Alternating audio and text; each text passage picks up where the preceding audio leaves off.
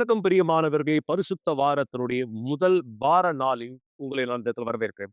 மிக சரியாக இந்த வாரம் முழுவதும் நாம் பரிசுத்த வாரத்திலே நம்மை தயார்படுத்துகிறவராய் இந்த இடத்துல இருக்கிறோம்.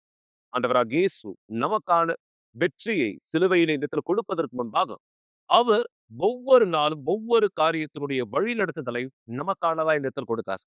குறிப்பாக நீங்க யார், உங்களுடைய வாழ்க்கையின் மீது ஒரு பதிலை, ஒரு மாற்றத்தை எதிர்பார்க்கிற ஒருவராய் இந்த இடத்துல இருக்கிறீர்களோ, மிக நிச்சயம் இந்த நாள் உங்களுக்கு ஒரு விசேஷித்த நாளா இந்த இடத்துல நீங்க யோசித்து ஏற்றுக்கொள்வீங்கன்னா, தேவனுடைய வார்த்தையின் காரியத்தை தெளிவா புரிந்து கொள்வீங்கன்னா, மாற்றமானதை பெற்றுக்கொள்ள அவர் வழி நடத்துதல் உங்களுக்கானதா இந்த இடத்துல இருக்கும்.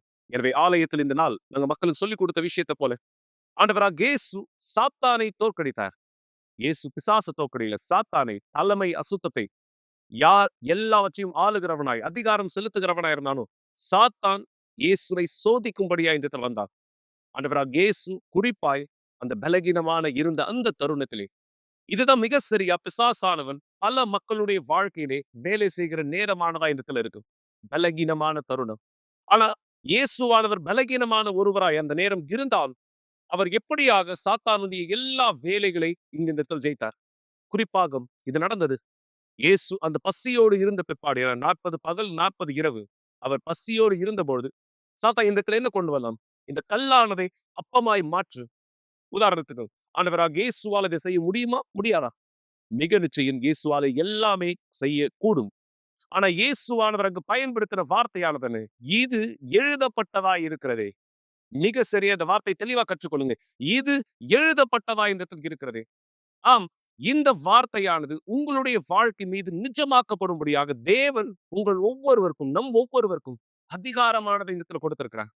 என்ன எழுதப்பட்டதா இருக்கிறது? தேவனுடைய வார்த்தையிலே வாக்களிக்கப்பட்ட எல்லா காரியங்களும் நிறைவேற்றப்படும்படியாக. என தேவனுடைய வார்த்தை சொல்கிறது, வானமும் பூமியும் ஒழிந்து போகலாம், என்னுடைய வார்த்தைகளோ ஒழிந்து போவது கிடையாது.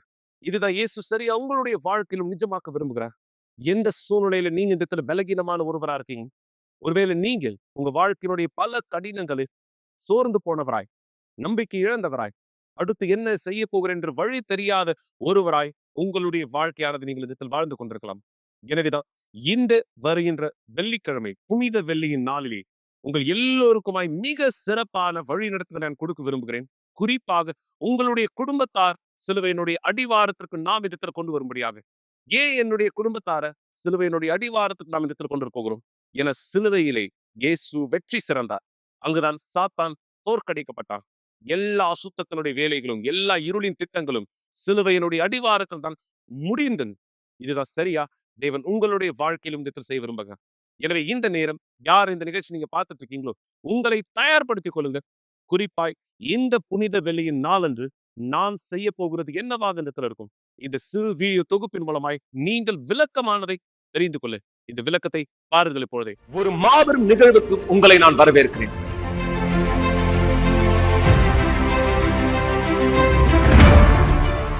எங்கே குடும்பங்கள் ஒன்றிணையவிருக்கிறது. நீங்களும் உங்களுடைய குடும்பத்தாரும் எந்த பிரச்சனையை கடந்து போய் கொண்டிருக்கிறீர்கள்? மிக சரியாக இந்த இடத்திலே தான் எல்லா பிரச்சனைக்கான முடிவும் இந்த இடத்தில் வந்தது. சிலுவையினுடைய அடிவாரத்திலே நீங்கள் உங்களுடைய பிரச்சனையை ஜெயிப்பதற்கான வாய்ப்பு. எங்கே உங்களுடைய குடும்பத்திற்குள்ளாக நீங்கள் சந்திக்கிற சூழ்நிலைகள், கடினங்கள், எல்லா விதமான போராட்டங்களை ஜெயிக்கக்கூடிய ஒரு இடம், பிசாசானவன் தோற்கடிக்கப்பட்ட இடம். வேதாகம் இதை குறித்து என்ன சொல்லுது? நீங்க பாருங்க. நமக்கு எதிரடையாகவும் கட்டளைகளால் நமக்கு விரோதமாகவும் இருந்த கையெழுத்தை குலைத்து அதை நடுவிரலாதபடிக்கு எடுத்து சிலுவையின் மேல் ஆணி அடித்து துரைத்தனங்களையும் அதிகாரங்களையும் உரித்து கொண்டு வெளியங்கரமான கோலமாக்கி அவைகளின் மேல் சிலுவையிலே வெற்றி சிறந்தார். மிக சரியாக இதுதான் இந்த புனித வெள்ளி மதியம் 3 மணிக்கு நீங்கள் எங்களோடு இணைந்து பெற்றுக்கொள்ள போகிற பதிலானதா இருக்கும். உங்களுடைய குடும்பங்களை சிலுவையினுடைய அடிவாரத்திற்கு நாம் கொண்டு வர போகிறோம். தேவனுடைய வெற்றியானதை நீங்கள் இதில் பார்க்கும்படியாக எந்த சூழ்நிலைகள், எந்த கடினங்கள், எந்த போராட்டங்களை நீங்கள் கடந்து கொண்டிருக்கிறீர்களோ, உங்கள் வாழ்க்கையினுடைய ஒவ்வொரு சூழ்நிலையினுடைய முடிவை இங்கு நீங்கள் பதில்களாய் இதில் பெற்றுக்கொள்ள வரவேற்கப்படுகிறீர்கள். 282 கீழ் 681 1000 விளக்கு, அண்ணா சாலை, சென்னை 6,06,000. மறக்க வேண்டாம், மதியம் 3 மணிக்கு இந்த சிறப்பான கூட்டத்தில் நீங்கள் எங்களோடு இணைய வரவேற்கப்படுகிறீர்கள். மேலும் நீங்கள் நம்முடைய ஆலயத்தின் மற்ற கிளை சபைகளுடைய முகவரியும் தெரிந்து கொள்ளலாம். வரவேற்கப்படுகிறீர்கள். உங்களுடைய வாழ்க்கையின் சூழலை மாற்றி தேவனுடைய மாபெரும் பதில்களை பெற்றுக் கொள்வதற்காக.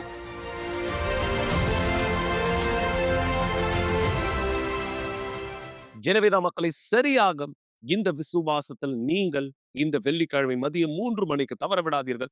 உங்களுடைய வழிகளை இந்த இடத்தில் உருவாக்குங்கள். நீங்கள் உங்களுடைய பிரயாணத்தை தயார்படுத்திக் கொள்ளுங்கள். ஒருவேளை நீங்க தமிழ்நாட்டிலிருந்து வெளியில வருகிற இடத்துல இருக்கலாம், அல்லது தமிழ்நாட்டின் சென்னை மற்ற பகுதியை சார்ந்த ஒருவராய் இடத்துல இருக்கலாம்.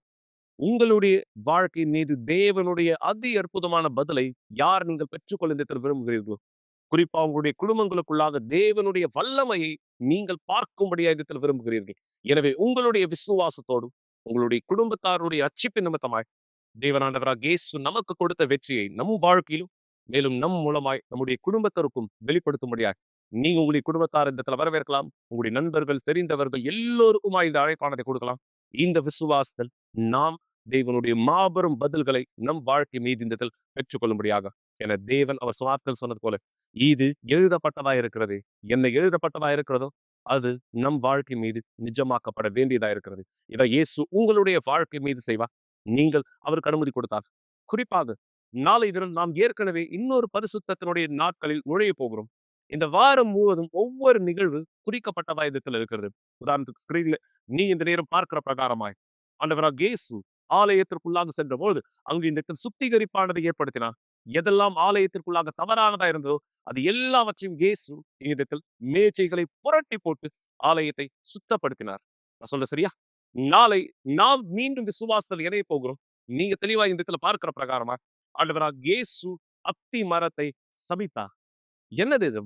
எதற்காக அவர் அத்திமரமானது இந்த சபித்தார்? நாளை ஆலயத்தின் கூட்டத்தில் எங்களோடு இணையும் பொழுதும் மிக நிச்சயமாய் பல விளக்கங்களை நீங்கள் எங்களோடு சேர்ந்து கற்றுக்கொள்வீர்கள் என தேவன் பரிசுத்த வாரத்தினுடைய ஒவ்வொரு நாளிலும் தேவனுடைய வல்லமை வெளிப்படுத்தும்படியாய், விசுவாசிக்கிற மக்களுடைய வாழ்க்கை மாற்றும்படியாய் விசேஷித்த நிகழ்வுகள் நடந்தது. எனவே நான் இந்த அழைப்பானதை கொடுக்கிறேன். நீங்கள் எங்களோடு இந்த இடத்தில் இணைந்திருக்கும்படியாக தேவனுடைய மாபெரும் கரம் உங்க வாழ்க்கையை வித்தியாசப்படுத்தும்படி. எனவேதான் இந்த நேரம் நான் இந்த சாட்சியை உங்களோடு பகிர்ந்து கொள்ளும் விரும்புகிறேன். தேவனுடைய வழியை, தேவனுடைய விருப்பமானதை ஒருவர் ஏற்றுக்கொண்ட பொழுது என்ன காரியமானது நடைபெறும்? தேவன் எப்படியாக ஒருவருடைய வாழ்க்கைக்குள்ளாக அவர் சொன்ன வார்த்தையை நிறைவேற்றுகிறவரா இருக்கிறார். அந்த வார்த்தையை ஒருவர் நம்பினார். நீங்க தேவனுடைய வார்த்தையை நம்புகிறவரா இருக்கீங்களா? அப்ப இது உங்களுடைய நேரம். நீங்க அவருடைய சாட்சிகளை பெற்றுக்கொள்வதற்காக. இந்த நபர் எப்படியாக தேவனுடைய வார்த்தையை நம்பினார், அதனுடைய மாற்றத்தின் பலனை எப்படியாக பெற்றுக்கொண்டார்? சாட்சியிலே பாருங்கள். இப்பொழுது அடைஞ்சு பாருக்குள்ள குழப்பத்திலும் சண்டையிலும் ஈடுபட்டேன். அந்த ஆளும் கூட பல குற்றங்களில் ஈடுபட்டிருக்கிறவன். நான் எப்போதும் என் கூட ஒரு துப்பாக்கி வச்சிருப்பேன் என் கையில. நான் அந்த இடத்துல அவனை துப்பாக்கியால சுட்டு கொண்டுட்டேன், கொலை பண்ணிட்டேன். பெயர் பிரான்சிஸ்கோ. என் இருதயத்துக்குள்ளாக என் ஆத்மாவோட ஒரு மிக பெரும் வெறுமை தன்மை இருந்தது. எல்லா சாத்தியமான வழியில் அதை நிரப்ப பார்த்தேன். குறிப்பாக குடியின் மூலமா அதுக்கு அடிமையாக தொடங்கின. குடி எனக்கு புதுசு இல்லை. இளம் வயதில் 8-9 வயசுல நான் பார்ட்டிகள் மூலமாக குடியை கற்றுக்கிட்டு பயங்கரமாக குடிப்பேன். நான் பியர் குடித்தது கிடையாது அதிகமாக. 15-16 வயசில் அது ஒவ்வொரு நாளும் மிக பெரும் அளவில் மாறியது. காலையிலேருந்து ராத்திரி வரைக்கும் ஒவ்வொரு நாளும் முழு போதையில் இருப்பேன். என்னுடைய வெறுமைத்தன்மை என்னை நிரப்பிக்கொள்ள எல்லாமே செய்ய பார்த்தேன். இரவு பார்ட்டிகளுக்கு போக ஆரம்பித்தேன். என் கெட்ட பழக்கத்தினால என் காதல் வாழ்க்கையில் எனக்கு திருப்தி இல்லை. அந்த வெறுமைத்தன்மையை நிரப்பிக்கொள்ள பல பெண்களோட சகவாசம் வைத்துக்கொள்ள தொடங்கினேன். ஒரே சமயத்தில் 2-3 பெண்களோட நான் உறவோட இருந்தேன். பல பெண்களோடு பல மோசமான உபச்சார விடுதிகளுக்கு நான் இரவு நேரத்தில் போவேன். பல மோசமான உபச்சார விடுதிகள். எப்போது ஒரு நாள் திங்கள் முதல் திங்கள் வரை ஆசைனா 24 மணி நேரம் பார்லேயே இருக்கணும் எப்போவுமே. அந்த அளவு போதையால் எனக்கு தூக்கம் இருக்காது. என்னால் வேலை கூட செய்ய முடியாது. போதையினாலும் நிலையில்லாத ஒரு தன்மை, வேலையை கூட நான் இழந்துட்டு என் வாழ்க்கை விதத்தில் முன்னேறல. என் வாழ்க்கை ஒரு படுகொழியில் தள்ளப்பட்ட மாதிரி தான் இருந்தது. குடியில் இன்னும் ஆழமாக நான் போயிட்டு இருந்தேன். இந்த குடி பழக்கத்தினால நான் போதை எடுத்துக்க ஆரம்பித்தேன், வீடு எடுக்க ஆரம்பித்தேன். ஒவ்வொரு ராத்திரியும் நான் அப்படியே வீடு எடுத்துப்பேன். அதிகாலை வேலை, காலை நேரத்தில் அப்படி தான் நான் எழுந்திருப்பேன், அப்படி தான் இருப்பேன். விவரிக்க முடியாத ஒரு வெறுமைத்தன்மை எனக்குள்ள இருந்தது. வெளிப்புறத்தில் பார்த்தீங்கன்னா ஒரு இளம் வாலிபன், சாதாரண ஒரு வாலிபன், நல்ல ஒரு வேலை, நல்ல ஒரு சம்பாத்தியம், என்கிட்ட கார் இருந்தது. இப்படி தான் என்னுடைய வாழ்க்கை இருந்தது வெளியில. 18 வயசு தான் என்னுடைய கார் வாங்கிட்டேன். ஆனால் நான் வீட்டில் இருக்க மாட்டேன். வாழ்க்கைக்கு நான் மதிப்பு கொடுக்க மாட்டேன். என் வாழ்க்கைக்கே மதிப்பு தராது பொழுது மற்ற வாழ்க்கை நான் சுத்தமாக மதிக்க மாட்டேன். மனுஷ வாழ்க்கைக்கு என்னை பொறுத்தவரைக்கும் மதிப்பே கிடையாது. மனுஷ வாழ்க்கையும் மிருகமும் எனக்கு ஒன்று தான். அந்த பாருக்குள்ள நிலைமை இன்னும் மோசமாகுது. குழப்பம் பெருசானது. அந்த மனுஷனும் பல குற்றங்களில் ஈடுபட்டவன். என் கையில் நான் இப்போ துப்பாக்கி வச்சுருப்பேன். கடைசியில் நான் அந்த குழப்பத்தில் சண்டையில் அவனை கொன்னுட்டேன். தப்பிக்க பார்த்து முடியல, என்னை கைது பண்ணிட்டாங்க. அப்போ தான் எல்லாமே மோசமானது. நான் அடி ஆழத்துக்கு போல அதுக்கு மேலே இல்லாத ஒரு தரைமட்டமான நிலைமைக்கு போய் நான் மோதி நின்னேன். ஒரு மனுஷன் கீழே விழும்பொழுது பயங்கரமான ஒரு அடி போடும். இந்த மனுஷனால் அப்படியே அசையக்கூட முடியாது. இந்த மனுஷனால் அசையக்கூட முடியாது. அப்படியே தான் நான் உணர்ந்தேன். அந்த பாரில் அந்த குற்றம் செய்து கைது செய்யப்பட்டு சிறையில் இருந்தபோது நான் அப்படி தான் உணர்ந்தேன். எனக்கு தெரியும் என் தண்டனை அதிகமாக இருக்கணும். ஏன்னா நான் கொலை செய்யப்பட்ட போது கைது செய்யப்பட்டேன். நான் கொலை செய்த போது கைது செய்யப்பட்டேன். எனக்கு தெரியும் அது ஒரு பெரிய பிரச்சனை. எனக்கு வெளியிலேயே அந்த வெறுமைத்தன்மை இருந்தது. சிறைச்சாலைக்கு உள்ளே வராத போது இப்போ உள்ள நிலைமை இன்னும் மோசம். கண்டிப்பாக என்னை பொறுத்த வரைக்கும் தப்பிச்சு ஓடி சுடப்பட்டு இறந்தாலும் பிரச்சனை இல்லை. என் வாழ்க்கை பொறுத்தவரைக்கும் எனக்கு ஒரு அர்த்தமே கிடையாது. அந்த சிறைச்சாலைக்குள்ளே ஒரு வழியிலிருந்து மறு முனை வரைக்கும் இப்படியான ஒரு வாசகம் எழுதப்பட்டிருந்தது. சங்கீதம் 50:15, ஆபத்து காலத்தில் நீ நோக்கி கூப்பிடு, நான் உன்னை விடுவிப்பேன். இந்த வார்த்தை எனக்குள்ள ஒரு பெரிய தாக்கத்தை ஏற்படுத்துச்சு. நான் சிறைச்சாலைக்குள்ளே என்னுடைய இடத்துக்குள்ளே போய் இந்த திரையை மூடி நான் கூக்குரல் செய்தேன். நான் அப்படி அங்கே ஜெபிச்ச, என் தேவனே, இதான் என்னுடைய ஆபத்தான நேரம். நீங்கள் சொன்னீங்க நான் உன்னை விடுவிப்பேன் என்று. சில நாட்கள் கழித்து நான் வேறு ஒரு சிறைச்சாலைக்கு மாற்றம் செய்யப்பட்ட அந்த சிறையிலிருந்து யூனிவர்ஸ் ஆலயத்தோடு என் முதல் தொடர்பு அவங்க சிறைச்சாலையில் செய்கிற ஊழியத்தின் மூலமாக தான் ஏற்பட்டது. நாளுக்கு நாள் வார்த்தைகளை கேட்ட பிற்பாடு பிஷப்புடைய செய்திகள் அப்படியா, மேலும் ஆலயத்தினுடைய செய்தித்தாள்கள், அது எல்லாமே எனக்கு ஒரு ஊட்டச்சத்தாக இருந்தது. எல்லா விதமான காரியத்தின் மூலமாக நான் தேவனுடைய வார்த்தையை கற்றுக்கொண்டேன். பிஷப்புடைய புத்தகத்திலிருந்து நான் அதை கற்றுக்கொண்டேன். இந்த ஊழிய பணியின் மூலமாக அவங்க ஆலயத்து புத்தகங்களையும் செய்தித்தாளையும் கொடுத்தாங்க. அதனால் தேவனுக்கான ஒரு தாகம் எனக்குள்ளே ஏற்பட்டது. நான் எனக்குள்ளே என்னை சுத்திகரித்து கொண்டு அந்த பழைய நபராக இல்லாமல் நான் என்னையே தூய்மையாக்கி கொண்டிருந்த 2 புத்தகம் என் வாழ்க்கையில் பெரும் தாக்கத்தை ஏற்படுத்துச்சு. முதல் புத்தகம் நீதி சங்கோமா சன்னியாங்கா, செய்வனையை குறித்த அந்த காரியம் அசுத்தாவிகளை பற்றியது. நான் எந்த அளவு அசுத்தத்தால் பயன்படுத்தப்பட்டேன்னு இந்த புத்தகம் என் கண்களை திறக்கக்கூடியதாக இருந்தது. என் பிரயாணத்தின் துவக்கத்தில் எனக்கு விழிப்புணர்வு இந்த புத்தகம் கொடுத்தது. 2வது புத்தகம் இயேசுவினுடைய அடிச்சுவடுகள், எப்படி தவழுவது, இயேசு நோக்கி எப்படி முதல் அடி எடுத்து வைப்பது, விசுவாசத்துக்கான புதுப்பித்தலாக இருந்தது, பாதையை காண்பித்தது இந்த புத்தகம். இந்த வார்த்தை மூலம் மசீரோடைய புத்தகத்தின் வார்த்தை மூலம் எனக்குள்ள ஒரு தாக்கம், மாற்றம் ஏற்பட்டது. நான் யோசிக்கிற விதம் மாறியது. உலகத்தை பற்றி என் பார்வை, அதை பார்க்கிற என் விதம் மாறியது.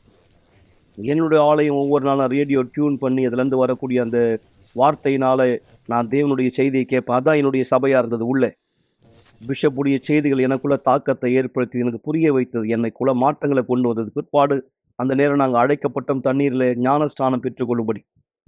நான் கேட்டது நடக்க, நான் என்ன செய்யணும், நீங்கள் விசுவாசிக்கணும், நீங்கள் செய்ய விரும்பணும். சரி, நான் செய்ய போகிறேன், என் பேர் எழுதி கொள்ளுங்க, அடுத்த ஞானஸ்தானத்துக்காக என் பேரை குறிப்பிடுத்துக் கொள்ளுங்க. நானே சொன்னேன். அத்தருணம் முதல் தேவனுடைய மனுஷன் சொன்ன எல்லாவற்றையும் நான் செயல்படுத்த முடிவெடுத்தேன். ஒரு நாள் எனக்கு நினைவு இருக்கு. இப்போ மாதிரி ஒரு துணையாளர் என் தோளை தட்டி சொன்னாங்க, இந்த சிறைச்சாலையிலிருந்து உன்னை தேவன் வெளியே கொண்டு போகிறது பெரிய விஷயமே இல்லை, மிக எளிமையான ஒரு செயல். ஆனால் ஏன் தேவன் உன்னை இங்கிருந்து வெளியே கொண்டு வரணும், விடுவிக்கணும்?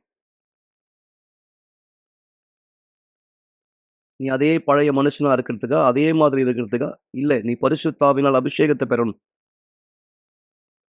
அதுதான் முக்கியம். நீ பரிசுத்தாவின் அபிஷேகத்தை பெறணும். அதான் வாழ்க்கையில் மாற்றம் ஏற்படுத்தும். எத்தனை பேரை நீ பார்த்துருக்க சிறைச்சாலை விட்டு வெளியே போய் அதே நபராக இருந்து திரும்ப சிறைச்சாலைக்கு வந்திருக்காங்க. நீயும் வெளியே போயிட்டு திரும்ப அதே மாதிரி வரப்போறியா? நான் நினச்சேன், ஆமாம், அவங்க சொல்கிறது உண்மைதான், இது நிஜம்தான். நான் அப்படியா பல பேரை வெளியே இருக்கும்போது பார்த்துருக்கேன். சிறைச்சாலையிலிருந்து வெளியே வருவாங்க, திரும்ப சிறைச்சாலைக்கு போவாங்க. ஒரே நபர் 3 தடவை 4 தடவை வந்து போவாங்க. இது உண்மை. ஒரு சிறை கைதி எப்படி உணர்வாங்க எனக்கு தெரியும். எனவே வந்து போகிறதுல என்ன பிரயோஜனம்? நான் மாறாத ஒரு நபராக இருந்தேன். எனவே பரிசுத்தாவினுடைய அபிஷேகத்தை பெறுவது மிக முக்கியம். அத்தருணம் முதல் நான் பரிசுத்தாவை அதிகமாக தேட தொடங்கினேன். ஒரு தருணம் என்னுடைய கன்னத்தில் ஓங்கி அரைஞ்ச மாதிரி இருந்தது. நான் பைபிள் படிச்சுட்டு இருந்த பொழுது ஒரு வசனம் எனக்கு முன்னாடி நின்று ஒருத்தர் அறையிற மாதிரி. இது என்ன வசனம்? நான் ஒருவன் கிறிஸ்துவனுடைய ஆவி இல்லாதவனாக இருந்தால் அவன் கிறிஸ்துவுடையவன் அல்ல. நான் ஏற்கனவே மாறிட்டு இருக்கேன். தண்ணியில் ஞானஸ்தானம் பெற்றுட்டு இருக்கேன். பரிசுத்தாவியை தேடிட்டு இருக்கேன். அந்த வார்த்தை வந்த உடனே அவருடையவன் அல்ல என்று சொன்ன உடனே ஓங்கி அரைஞ்ச மாதிரி நான் உணர்ந்தேன். அந்த நேரம் முதல் அப்போ நான் தேவனுடையவன் இல்லையா? அப்படின்னு நினைத்து கொண்டு நான் அதிகமாக தேவனை தேட ஆரம்பித்தேன். நான் உபவாசம் இருந்தேன், நான் ஜெபிச்சேன், பிஷப்புடைய வார்த்தைகளை படித்தேன். அந்த நேரம் எனக்கு நினைவு இருக்கு, ஆலயத்தில் ஒரு சிறப்பு நிகழ்ச்சி நடந்துகிட்டு இருந்தது. சிறைச்சாலைக்குள்ளே நான் அப்போ இருந்தேன். தானியல் உபவாஸ் பிஷப் பேசிட்டு இருந்தார். நான் கவனிச்சுட்டே வந்த கடைசியாக 15 நாள் இருந்தது. அதை குறித்து பிஷப் இன்னும் ஊக்கப்படுத்தி அதிகமாக பேசினார். பரிசுத்தாவை பெறணும் அப்படின்னா நீங்கள் எல்லாவற்றையும் கொடுக்கணும் அப்படின்ற அந்த வார்த்தை. 99% கொடுத்தா போதுமானதில்லை, 100% அனைத்து நீங்கள் அர்ப்பணிக்கணும். அந்த நேரம் நான் என்னை சுத்திகரித்து கொண்டு என்னை தயார்படுத்தினேன். அந்த 15 நாட்கள் நான் என்னை சுத்திகரித்து கொண்டு என் தேவனுடைய வார்த்தையை படித்தேன், அவரை தேடினேன், என்னை தயார்படுத்திக்கிட்டு சனிக்கிழமை அந்த நேரம் நான் சொன்ன, ஆண்டவரே நான் என்னை சுத்திகரித்து கொண்டேன். ரேடியோவில் வரக்கூடிய செய்தி ஞாயிற்றுக்கிழமை காலை, அதன் மூலம் நான் பரிசுத்தாவி பெறணும் அப்படின்னு நான் ஆண்டவர்கிட்ட ஜெபிச்சேன். எனக்கு நினைவு இருக்கு. பிஷப் அங்கே மக்களை அழைச்சிருந்தார். முன்னாடி வந்து எதிலிருந்து நீங்கள் எதிரால் கட்டப்பட்டவங்களா இருக்கீங்க, எதிலிருந்து நீங்கள் உண்மையாக வெளியே வர விரும்புகிறீங்க, அதை தேவனுக்கு அர்ப்பணிங்கன்னு சொன்னார். நான் சொன்னேன், நான் உண்மையில் நான் இந்த இடத்துல இருந்து வெளியே வரணும் ஆண்டவரே. நான் ஜெபத்தில் தேவனுக்கு அதை அர்ப்பணித்தேன். பிற்பாடு பிஷப் சொன்னார், இப்போ தேவனுக்கு அடி தான் எல்லாமே இருக்குது. நீங்கள் உங்கள் மிகப்பெரிய பிரச்சனை அவர்கிட்ட அர்ப்பணிச்சிட்டிங்கன்னா பரிசுத்தாவியை இப்போ தேடுங்க, தேவனை இப்போ தேடுங்க அப்படின்னார். நான் தேவனை தேட தொடங்கினேன். அதே சமயம் நான் புரிந்து கொண்டேன், பரிசுத்தாவி எனக்கு வேணும்னா, நான் பெறணும்னா என்னுடைய கவனம் வேறு எது மேலே அதிகமாக இருக்கக்கூடாது. அப்போ தான் நான் நானே பரிசோதித்து பார்த்தேன். எனக்கு உண்மையில் தேவை பரிசுத்தாவி இல்லை, அவர்கிட்ட இருந்து என்ன கிடைக்க போதும் அந்த பலன் தான் எனக்கு தேவை அப்படின்னு. ஏன்னா எனக்கு தெரியும் அவருக்கு சக்தி உண்டு என்னை அங்கேருந்து வெளியே கொண்டு வரேன். நான் எல்லாத்தையும் அர்ப்பணிச்சு தான் நினச்சேன். ஆனால் அந்த ஜெபத்தின் நேரத்தில் நான் புரிந்து கொண்ட ஒரு மிகப்பெரிய தெளிவு எனக்கு ஏற்பட்டது. என் மிகப்பெரிய ஆசை பரிசுத்தாவி அல்ல, சிறைச்சாலையிலிருந்து நான் வெளியே வர்றது தான். நான் இப்போ ஜெபத்தில் ஆண்டவர்கிட்ட சொன்னேன், என் தேவனை, தருணம் முதல் என்னுடைய வாழ்க்கை, என்னுடைய சுதந்திரம், விடுதலை உங்கள் கையில் தான் இருக்குது. அது முதல் என் எல்லா வேண்டுதல்கள், எல்லா விண்ணப்பங்கள், எல்லா ஜெபங்கள், எல்லா கூக்குரல்கள் பரிசுத்தாவி பெறதாக இருந்தது. ஒரு நாள் அதிகாலை நேரம், சிறைச்சாலை ஏற்கனவே மோசமான ஒரு சூழல் இருந்தது. அந்த நாள் அங்கே ஒரு பெரிய வன்முறை, மக்கள் தப்பிக்கிறதுக்கு முயற்சி எடுத்தாங்க. ஒரு பெரிய கலவரம் சிறைச்சாலைக்குள்ள அந்த நேரம் ஏற்பட்டது. அதிகாரிங்க தெரிந்து கொண்டு எல்லாரையும் உள்ள பூட்டிட்டாங்க. சூரிய ஒளியை பார்க்க முடியாத அளவுக்கு. வேறு ஒரு அறையில் இருந்தவங்க தப்பிக்க முயற்சி பண்ணதை கண்டுபிடிச்சிட்டாங்க. அப்படி தப்பிக்க முயற்சி பண்ணவங்களுடைய முயற்சி தோல்வியில முடிகிறது. அது அதிகாரி கண்டுபிடிச்ச உடனே நிலைமை மோசமானது, இருக்கிறத விட மோசமானது. சில துணிகள் மட்டும்தான் எங்ககிட்ட இருந்தது, நாங்கள் மாற்றிக்கொள்ளும்படி. ஒரே ஒரு போர்வை தான், அதுவும் கடினமாக இருந்தது. ஏன்னா அங்கே ஏற்கனவே நிறைய கூட்டம் சேர்ந்துடுச்சு, நிறைய பேர் வந்துட்டாங்க உள்ள. தப்பிக்கும்படியா இருந்த அந்த அறையில் இருந்த கைதிகள் இன்னொரு அறைக்கு மாற்றப்பட்டாங்க. அங்கே ஒருத்தர் படுத்துக்கிறது ரொம்ப கடினமாக இருந்தது, திரும்புறது அசைறது ரொம்ப கஷ்டமாக இருந்தது. அந்த நாள், அந்த அதிகாலை நேரம், அந்த மோசமான ஒரு சூழ்நிலையிலே நான் அந்த சமயம் பரிசுத்தாவி பெற்றுக்கொண்டேன். அந்த மோசமான ஒரு சூழ்நிலை, அந்த தருணத்தில் பரிசுத்தாவி அந்த நேரம் முதல் என் வாழ்க்கையை, எண்ணங்களை மாற்றினார். பைபிளில் சொல்லப்பட்டிருக்கு, பரிசுத்தாவி பெற்றுக்கொள்ளுங்கள், அப்போது நீங்கள் மாற்றமடைந்து புது சிருஷ்டி ஆவீர்கள். சிறைச்சாலைக்குள்ள அந்த மோசமான இடத்துல நான் சந்தோஷத்தை, சமாதானத்தை பெற்றேன். என்னை பொறுத்த வரைக்கும் எனக்கு இனி விடுதலை தேவையில்லை. ஏன்னா நான் ஏற்கனவே அந்த இடத்துல அதற்குள்ளே நான் விடுதலை பெற்று விட்டேன். அது சரீர விடுதலை இல்லை, ஆவிக்குரிய விடுதலை. ஆனால் முன்பு நான் சரீர ரீதியாக வெளியே விடுதலையாக தான் இருந்தேன். ஆனால் உண்மையில் ஆவிக்குரிய விதத்தில் நான் ஒரு சிறை கைதியாக தான் வெளியே அப்போ இருந்தேன். ஆனாலும் வெறுமை தன்மையாக சுதந்திரம் இல்லாதவனாக இருந்தேன். ஆனால் இப்போ சிறைச்சாலைக்குள்ளேயும் நான் சுதந்திரவாளியாக இருக்கிறேன். எனக்குள்ள சந்தோஷம் இருந்தது, சமாதானம் இருந்தது, மகிழ்ச்சி இருந்தது. காலம் கடந்தது, 4-5 மாதங்கள் கடந்து நான் விடுவிக்கப்பட்டேன். சிறைச்சாலை விட்டு வெளியே வந்த என் மனைவி நான் யூனிவர்சல் ஆலயத்தை சந்தித்தேன். நாங்கள் நற்செய்தி குழுவில் இணைஞ்சோம். நாங்கள் துணையாளரான இருவருமே. எங்களுடைய வாழ்க்கை ஆசீர்வாதமாக இருக்கு. எனக்கு ஒரு மகள் இருக்காங்க. தேவன் எங்களை எல்லா வழியிலும் ஆசீர்வதிச்சிருக்கார். நான் மிகவும் நன்றி உள்ளவனாக இருக்கிறேன். யூனிவர்சல் ஆலயத்துடைய சிறைச்சாலை ஊழியத்துக்காக அங்கே தான் நான் ஆண்டவரை கண்டடைந்தேன். அவங்க ஒரு அருமையான ஊழியம் செய்துட்டு இருக்காங்க அந்த இடத்துல. பிஷப் மசீடோ ஊழிய புஸ்தகத்தின் மூலம் அவர் வார்த்தையில் பல விஷயம் கற்றுக்கொண்டேன். அவர் புத்தி உள்ள விசுவாசம் குறித்து பேசுகிறார், புத்திசாலித்தனத்தை பயன்படுத்தும்படி சொல்கிறார். மக்கள் பலதரப்பட்ட கருத்துக்களை தவறாய் ஆலயத்தை குறித்து சொன்னாலும் ஆலயம் சிறந்த ஊழியம் செய்து கொண்டிருக்கிறது. அதான் உண்மை. வியாழக்கிழமைகளில் மக்கள் சிறைச்சாலை கூட போய் பிரசனங்களை கொடுக்குறாங்க, தேவன் வார்த்தையை பகிர்ந்து கொள்றாங்க, புத்தகங்களை தராங்க, செய்தித்தாள் கொடுக்குறாங்க. இப்படியாக தான் நான் ஆண்டவரை, பரிசுத்த ஆவியானவரை நான் பெற்றுக்கொண்டேன், அறிந்து கொண்டேன். இன்று நான் தேவனோடு கூட இருக்கிறேன். அவர் என்னை எல்லா விதத்தில் ஆசீர்வதித்துக் கொண்டிருக்கார். முக்கியமாக பரிசுத்த ஆவியினாலே என்னை அபிஷேகிச்சிருக்கார். எனக்கு எதுவுமே இல்லாவிட்டாலும் சந்தோஷம், சமாதானம், மகிழ்ச்சி எனக்குள் இருக்கிறது. பரிசுத்த ஆவியானவர் தான் எனக்கு எல்லாமே. என் வாழ்க்கையில மிக முக்கியமானவர், விலை மதிப்பற்ற ஒருத்தர். நான் எதை வேணுமானாலும் இழக்கலாம், நான் மீண்டும் சிறைச்சாலைக்குள்ள கூட போலாம். ஆனால் பரிசுத்தாவை என்னால் இழக்க முடியாது. அவர் இல்லாவிட்டால் இன்றைக்கு நான் இங்கே இந்த இடத்துல இருக்க முடியாது. அவர் தான் ரட்சிப்பு நிலைச்சிருக்க உதவி செய்கிறார். உடல் மண்ணுக்கு போகும், ஆனால் ஆத்மா எங்கே செல்ல போகிறது? தேவனுடைய வழியில் நிலைச்சிருக்கவும் அவருக்கு கீழ்ப்படியவும் நம்மை உந்தக்கூடியது, பலப்படுத்தக்கூடியது யார்? பரிசுத்தாவிதான். அவர் தான் இன்னி வரைக்கும் என்னை காத்து கொண்டிருக்கார். அவரை நான் மீண்டும் சந்தித்து அவரோடு சேரும் வரை என்னை காத்து கொண்டிருப்பார். எனவே மக்களை, உங்களை தயார்படுத்திக் கொள்ளுங்கள். இந்த வாரம் முழுவதும் ஒவ்வொரு நாளும் மிக விசேஷமான காரியத்தை நாம் கடந்து போக இருக்கிறோம். தேவனுடைய வல்லமையை யார் நீங்க உங்க வாழ்க்கையில பார்க்கும்படி இருக்கிற விருப்பத்தோடு இருக்கிறீர்களோ, மறக்க வேண்டாம். இந்த பரிசுத்த வாரம் உங்களுடைய வாழ்க்கையின் மாற்றத்திற்கான வாரமாய் இருக்கும்படியாக என தேவனுடைய வார்த்தை எழுதப்பட்டபடி நிறைவேறுகிறதா இருக்கிறது. குணமாத்தல், விடுதலை, ஆசீர்வாதம், சந்தோஷம், சமாதானம். நீங்க இந்த நேரம் யார் இந்த வியாதியோடு இருக்கீங்களோ, ஆண்டவராகிய இயேசுவுடைய வார்த்தை சொல்கிறது, நீங்கள் அவருடைய தழும்பினாலே சொஸ்தமானீர்கள். எனவேதான் இந்த புனித வெள்ளி நான் இந்த இடத்துல விரும்புறேன், நீங்க எல்லோருமே உங்களை தயார்படுத்தும்படியாக. என இயேசு சிலுவையிலே தோற்கடிக்கப்படவில்லை. இயேசு சிலுவையில என்ன செய்தார் சொல்லுங்க. நான் இந்த இடத்துல உங்ககிட்ட கேட்க விரும்புறேன், இயேசு சிலுவையில என்ன செய்தார்? சிலுவையில இயேசுவானவர் வெற்றி சிறந்தார். இந்த வெற்றியானதுதான் உங்களுடைய வாழ்க்கைக்குள்ளாக, உங்களுடைய வீடுகளுக்குள்ளாக, உங்களுடைய பண வாழ்க்கையில, உங்களுடைய ஆரோக்கியத்துல, எல்லாவற்றுக்கும் மேலாய் உங்களுடைய ஆத்மாவின் ரட்சிப்பிலே, தேவனுடைய ரட்சிப்பு, பரிசுத்த ஆவியானவரால் நீங்கள் நிரப்பப்படும்படி அவருடைய வல்லமை உங்க வாழ்க்கை மீது வெளிப்படுத்தப்படட்டும். எனவே தேவன் உங்க வாழ்க்கையில மாபெரும் காரியங்களை செய்ய விருப்பத்தோடு இருக்கிறார். அவர் உங்க வாழ்க்கை மீது வேலை செய்ய அனுமதி கொடுக்கிறவரா இந்த இடத்துல இருக்கிறீர்களா? எனவே நான் இந்த நேரம் இந்த விசுவாசத்தில் உங்களை இந்த இடத்துல ஜெபிக்க அழைக்கிறேன். இந்த நாள் யார் நீங்க உங்களை தயார்படுத்த போறீங்களோ, நீ யார் சொல்றீங்க, பாசன பலகீனமா இருக்கும், என் வாழ்க்கை மீது ஒரு மாற்றம் தேவை, என் வாழ்க்கைக்கு ஒரு பதில் தேவை. இந்த விசுவாசத்தில் தேவன் உங்களை பலப்படுத்தும்படியாய் நான் கேட்க போகிறேன். நீங்க ஸ்கிரீன்ல பார்க்கிற இந்த தொலைபேசி எண்களில் குறித்து வைத்துக் கொள்ளுங்கள். ஆலயத்துக்கு வருவதற்கான முகவரி, நீங்க இந்த கூட்டத்தினுடைய அட்டவணையை தெரிந்து கொள்ள, எல்லாவற்றுக்கும் நீங்கள் இந்த தொடர்பு கொள்ளலாம். தேவனுடைய உதவி உங்களுடைய வாழ்க்கை மீது வித்தியாசத்தை ஏற்படுத்த முடியாக. எனவே இந்த சாட்சியானதை பாருங்கள். இந்த சாட்சி பிற்பாடு எங்களோடு இணைந்திருங்கள். தேவனுடைய அதிகாரத்தில் இந்த விடுதலை உங்கள் வாழ்க்கையில், மேலும் தேவன் உங்களை தயார்படுத்த முடியாது. நாம் ஒன்று சேர்ந்து ஜெபிக்கலாம். இந்த சாட்சி பிற்பாடு ஜெபத்திலே இணையலாம். வணக்கம், என் பேர் வினோத்குமார். எனக்கு வயசு 30 ஆகுது. நான் யூனிவர்சல் ஆலயத்துக்கு வரத்துக்கு முன்னாடி என்னுடைய வாழ்க்கையில் ஒரு முற்றிலும் அழிக்கப்பட்ட நபராகவும், கெட்ட பழக்கத்தில் ஈடுபட்ட ஒரு நபராகவும் இருந்தேன். எனக்கு நல்ல ஞாபகம் இருக்குது, என்னுடைய பள்ளி பருவத்திலிருந்து எனக்கு கெட்ட நண்பரோட சகவாசம் அதிகமாக இருந்தது. அவர்களோடு சேர்ந்து கெட்ட பழக்கத்தில் நான் ஈடுபட ஆரம்பித்தேன். ஆனால் இந்த காரியம் வீட்டில் பொறுத்த வரைக்கும் நான் ரொம்ப நல்லவனாக இருந்திருக்கேன். ஆனால் வீட்டில் எல்லாருக்குமே நான் நல்லவன், ஆனால் வெளியேன்னு வந்தால் மட்டும்தான் நான் யாருன்னு எனக்கு பற்றி மற்றவங்களுக்கு தெரிய வரும். என் நண்பரோட நான் ஒன்றிணைந்து இந்த குடிப்பழத்துக்கு அடிமையாக இருந்தேன், புகைப்படத்துக்கு அடிமையாக இருந்தேன். ஆனால் இந்த எந்த ஒரு விஷயமும் சரி என் வீட்டில் நானும் சொல்லிக்க மாட்டேன். அந்த விஷயம் தெரியாத அளவுக்கு நான் அந்தளவுக்கு ஜாக்கிரதையாக இந்த தவறு செஞ்சுட்டு இருந்தேன். மேலும் அதிகமாக பொய் பேசக்கூடிய ஒரு நபராகவும் இருந்தேன். நாட்கள் கடந்த பிற்பாடு என்னுடைய அன்பின் வாழ்க்கையில் ஒரு முறிவு ஏற்பட்டது. ஸோ அந்த தினமானது எனக்கு நல்ல ஞாபகம் இருக்குது. நான் நல்லா குடிச்சிட்டு பைக்கில் நான் ட்ராவல் பண்ணிட்டு இருக்கும்போது நான் யோசித்தேன், இதுக்கப்புறம் நான் ஏன் வாழணும், இதோட என்னுடைய வாழ்க்கை நான் முடிச்சிக்கலாம்னு சொல்லி ஒரு முடிவுக்கு வந்தேன்.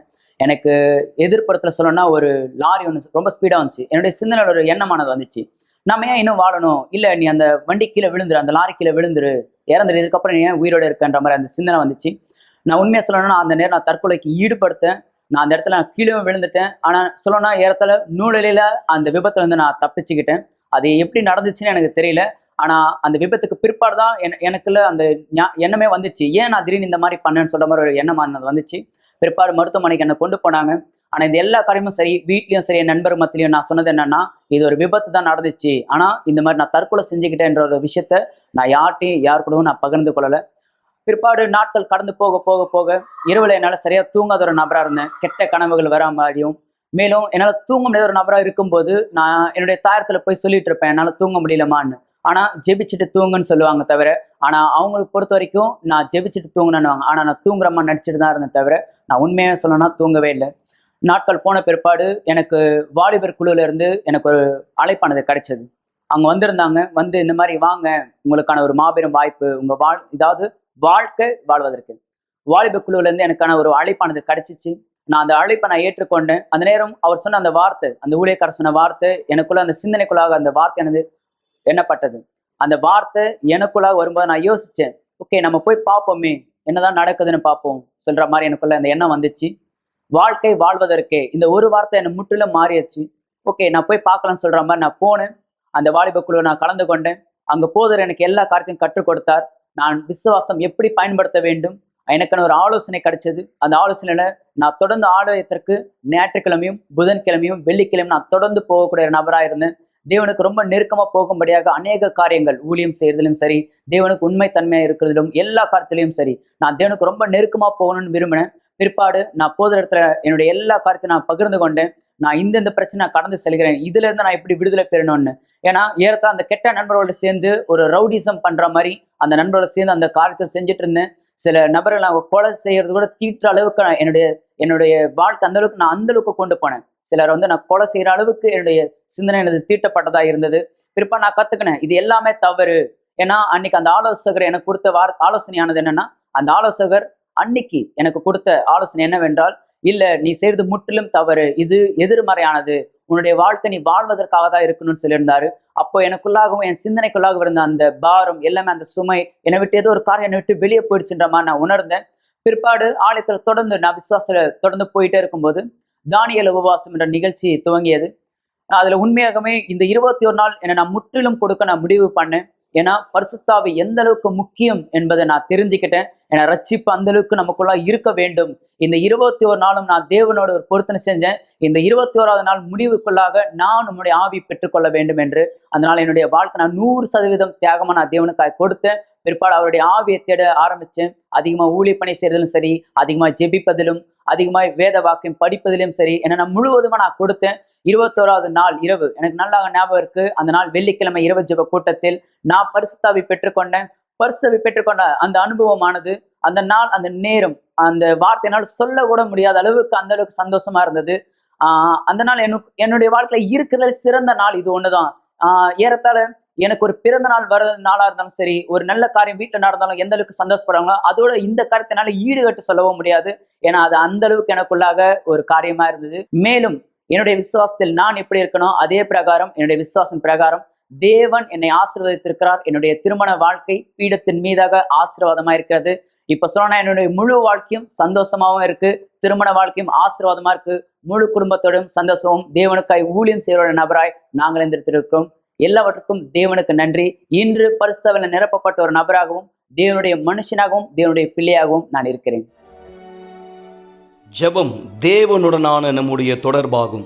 நீங்கள் சாட்சிகளை பார்த்தீர்கள், நீங்கள் வார்த்தையை கேட்டீர்கள். ஆனால் இப்பொழுது தயவு செய்து கண்களை மூடியிருங்கள். ஜெப நேரத்திற்காய் நாம் நம்மை ஆயத்தப்படுத்திக் கொள்ளலாம். நேற்றும் இன்றும் என்றும் மாறாத சர்வ வல்லமையான தேவனே, இதோ இந்த நேரம் இந்த மக்கள் யார் நிகழ்ச்சியை பார்த்து கொண்டிருக்கிறார்கள், இந்த மக்கள் இந்த சாட்சியை பார்க்கும்பொழுது ஒரு கேள்வி தனக்குள்ளாக எழும்புவதை பார்க்கலாம். என் வாழ்க்கை மாறாதா? இந்த மக்களுக்கு நடந்தது என் வாழ்க்கையில் நடக்காதா? இந்த மக்கள் இந்த நேரம் இந்த சாட்சியை பார்க்கிறார்கள். மிக சரியாக இயேசுவே, நீர் இதுதான் இவருடைய வாழ்க்கை மீது இந்த செய்யும்படியா இந்த விரும்புகிறேன். இவர்கள் யாருமே இந்த நிகழ்ச்சியை தற்காலிகமாய் தற்செயலாய் இந்த இணைவதற்கு எங்களுடைய கொண்டு வரவில்லை. இந்த மக்களுடைய வாழ்க்கையின் பல கேள்விகளுக்கு பதிலானதை கொடுக்கவே இவர்கள் இந்த தேவனை இணைய அனுமதித்திருக்கிறேன். எனவே தேவனை இவர்கள் தன்னை தயார்படுத்தட்டும். இந்த புனித வெள்ளி என்று நீர் எங்கள் ஒவ்வொருவருக்காய் கொடுத்த மாபெரும் வெற்றியாளரை பெற்றுக்கொள்ள நாங்கள் உங்களுடைய பிரசன்னத்தில் இணைந்திருக்கிறோம். சிலுவையினுடைய அடிவாரத்தில் எங்களுடைய குடும்பத்தை நாங்கள் ஆசிர்வதிக்க உங்களுடைய வல்லமையினுடைய கைகளின் பலனை நாங்கள் பெற்றுக்கொள்ள, மேலும் இந்த இடத்துல தேவனை யாரெல்லாம் இந்த தானியேல் உபவாசத்தில் பரிசுத்தாவியானவர்காய் தேடுகிறார்கள், உங்களுடைய பரிசுத்தாவியினால் நிரப்பப்பட பசியும் தாகமும் உள்ளவர்கள் உங்களுடைய வல்லமையிலும் பலனிலும் நிரப்பப்படும்படி இந்த மக்கள் ஒவ்வொருத்தருடைய வாழ்க்கையானதை ஆசீர்வதிக்க கேட்கிறேன். இயேசுவே, தேவாவியானவரை இவருடைய எல்லா கடிதங்கள், எல்லா பிரச்சனைகள், எல்லா விதமான தீர்க்க முடியாத சூழ்நிலைகள் தீர்வு உண்டு என்பதை இவர்கள் பார்க்கட்டும். இந்த நபர் மீது இந்த விடுதலை அறிக்கிறேன்.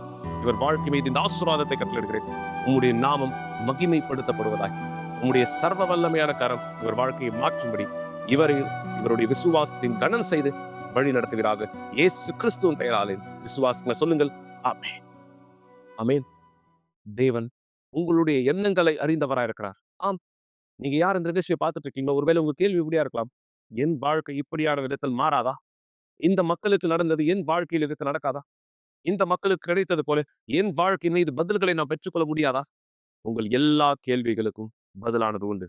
எனவே வழிகள் உண்டாக்குங்கள். நம்முடைய ஆலயத்திலே இந்த புனித வெள்ளி என்று மதியம் 3 மணிக்கு இந்த விசுவாசத்தின் மாபெரும் விடுதலைக்கான கூட்டத்திலே நீங்கள் எங்களுடைய முகவரியை குறித்துக் கொள்ளுங்கள். 282 681 1000 விளக்கு, அண்ணா சாலை, சென்னை 6,00,006. மேலும் நம்முடைய மற்ற கிளை சபைகளின் முகவரியை தெரிந்து கொள்ள விரும்புகிறானா? இந்த உதவி எண்களை எங்களை தொடர்பு கொள்ளலாம். தேவன் உங்களுடைய வாழ்க்கையை அதி அற்புதமான விதத்திலே ஆசீர்வதிக்கும்படி வழி நடத்தப்படுங்கள். நாளை மீண்டும் இந்த விசுவாச சந்திக்கலாம். தேவன் உங்களோடு இருப்பார். சென்று வாருங்கள் மகளே.